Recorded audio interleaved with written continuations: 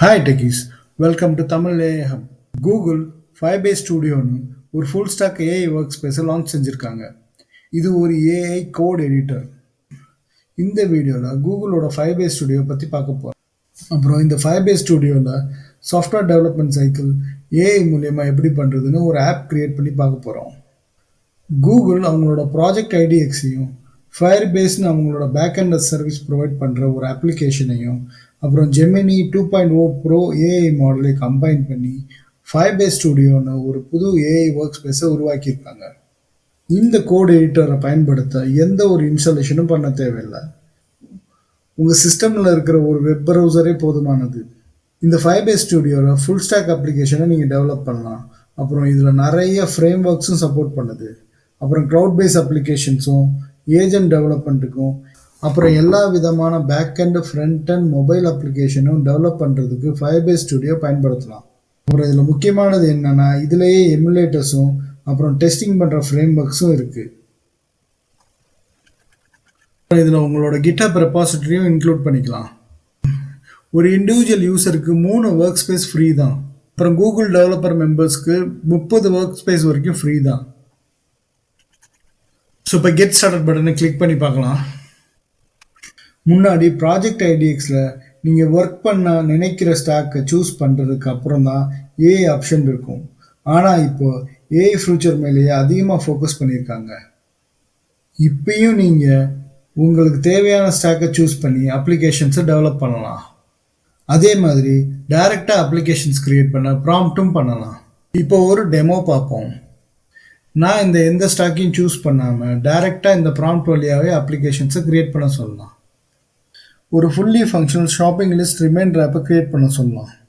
அந்த ஷாப்பிங் லிஸ்ட்டை க்ரியேட் பண்ணுறதுக்கும் மேனேஜ் பண்ணுறதுக்கும் ஐட்டம்ஸை எஃபிஷியண்ட்டாக ஹேண்டில் பண்ணுறதுக்கும் ரிக்வயரான எல்லா திங்ஸையும் எஃபிஷியண்ட்டாக ஹேண்டில் பண்ண சொல்லலாம். ஸோ இப்போ என்ட்ரு கொடுத்துக்கலாம். இப்போ என்ன பண்ண போகுதுன்னு பார்ப்போம். இப்போ ஆப்போட ஃபுல் ப்ளூ பிரிண்ட் காமிச்சிருக்கு. இந்த ஃபியூச்சர்ஸ் எல்லாம் வச்சு ஆப்பை க்ரியேட் பண்ண போகுது. இந்த ஸ்டைல் கைடில் இருந்து தான் ஆப் க்ரியேட் பண்ண போகுது. என்னென்னா இந்த ப்ளூ பிரிண்ட்டையும் எடிட் செய்யலாம். இந்த ஆப்பில் எது தேவை எது தேவையில்லைன்றதை இங்கே டிசைட் பண்ணிக்கலாம். நான் எந்த சேஞ்சஸும் பண்ண போகிறதில்ல. நான் அப்படியே சேவ் பண்ணிக்கிறேன். இப்போ ப்ரோட்டோடைப் திஸ் ஆப்னு கிளிக் பண்ணிக்கிறேன். ஆப்பை கிரியேட் செஞ்சிருச்சு. இப்போ செக் பண்ணலாம். ஐட்டம்ஸ் ஆட் பண்ணி பார்க்கலாம்.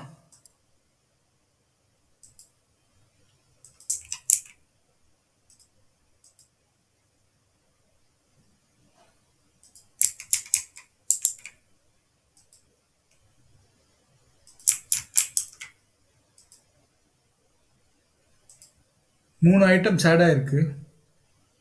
இதை எடிட் பண்ணி பார்க்கலாம். எடிட்டும் ஆகுது. பட் இதில் என்ன பிரச்சனைனா யூனிட்ஸும் இல்லை குவான்டிட்டியும் இல்லை. ஸோ அதை ரெண்டையும் க்ரியேட் பண்ண சொல்லலாம். அதுக்கு முதல்ல இதெல்லாம் டெலீட் பண்ணிடலாம். ஸோ ஜெமினி ஏபிஐ கீ கேட்குது, அதை கொடுத்துடலாம்.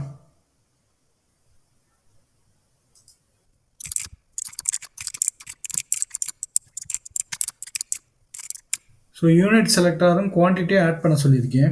என்ன பண்ணுதுன்னு பார்ப்போம்.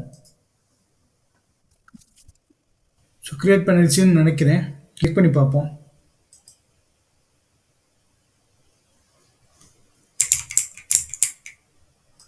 So quantity 3 so okay each.